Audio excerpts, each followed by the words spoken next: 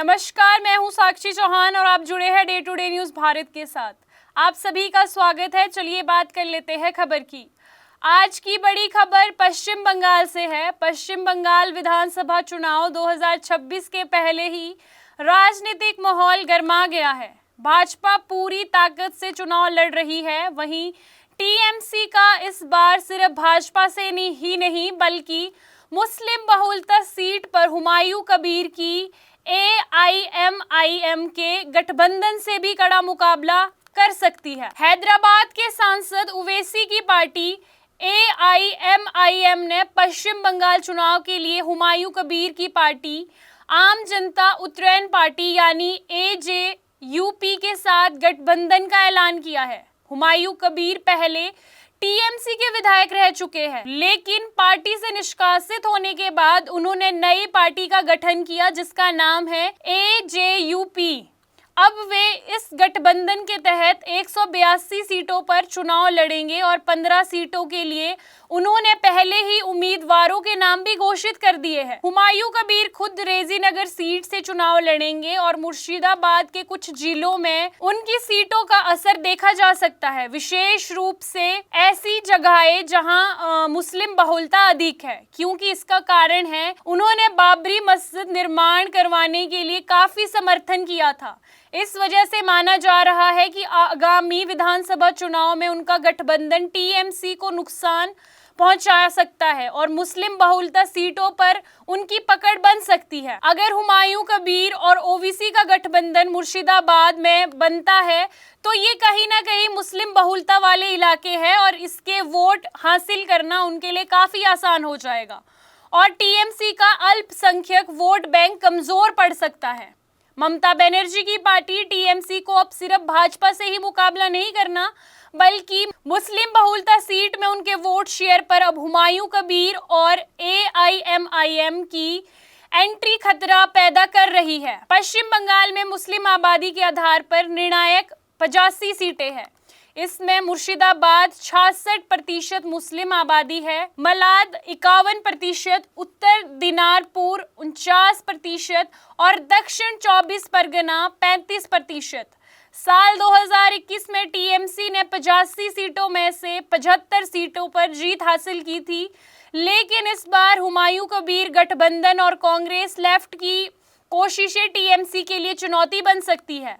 हुमायूं कबीर पहले ही 15 सीटों के लिए उम्मीदवारों का ऐलान कर चुके हैं। मीडिया रिपोर्ट्स के अनुसार वे मुर्शिदाबाद में प्रभावित है और उनका नेतृत्व और उनका गठबंधन कुछ सीटों पर जीत का दावा भी करता है। विशेषज्ञों का मानना है कि मुस्लिम बहुल इलाकों में वोट शेयर का बंटवारा टीएमसी के लिए खतरनाक साबित हो सकता है।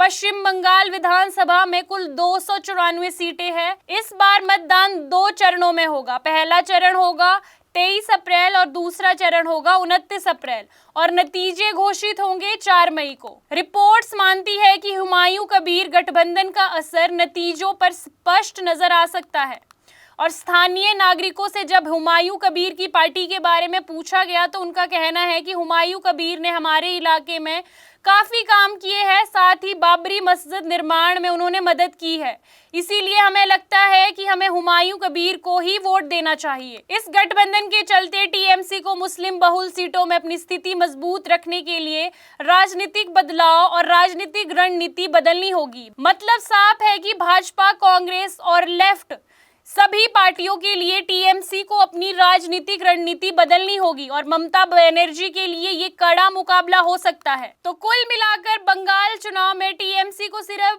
भाजपा से ही नहीं बल्कि हुमायूं कबीर और ओवैसी के गठबंधन से भी चुनौती मिलने वाली है। आने वाले चुनावों में इन मुस्लिम बहुल सीटों पर नतीजे तय करेंगे कि टीएमसी की पकड़ कितनी मजबूत बनती है, इस गठबंधन का कितना असर पड़ता है। फिलहाल पश्चिम बंगाल का राजनीतिक परिदृश्य काफी गर्म है। टीएमसी, भाजपा, AIMIM और हुमायूं कबीर गठबंधन के बीच मुकाबला अब सिर्फ सत्ता का नहीं बल्कि मुस्लिम बहुलता इलाके में वोट शेयर का भी है।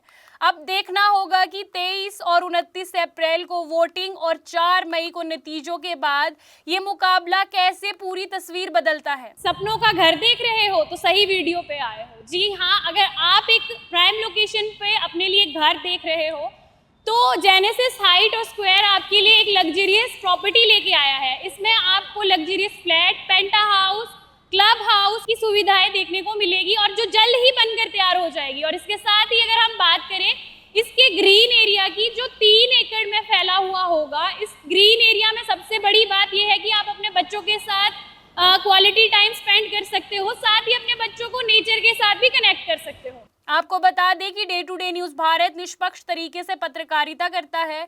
हमारा कोई भी रिपोर्टर फील्ड में किसी से कोई उपहार या विज्ञापन स्वीकार नहीं करता। हम हमेशा दबे कुचले लोगों की आवाज बनते आए हैं और आगे भी बनेंगे, और साथ ही हम लोकतंत्र के चौथे स्तंभ को मजबूत करने की पूरी कोशिश कर रहे हैं। खबरों का सिलसिला यूं ही रहेगा जारी। जुड़े रहिए day to day news Bharat के साथ। तब तक के लिए हमारे चैनल को लाइक, शेयर और सब्सक्राइब करना ना भूलें। नमस्कार।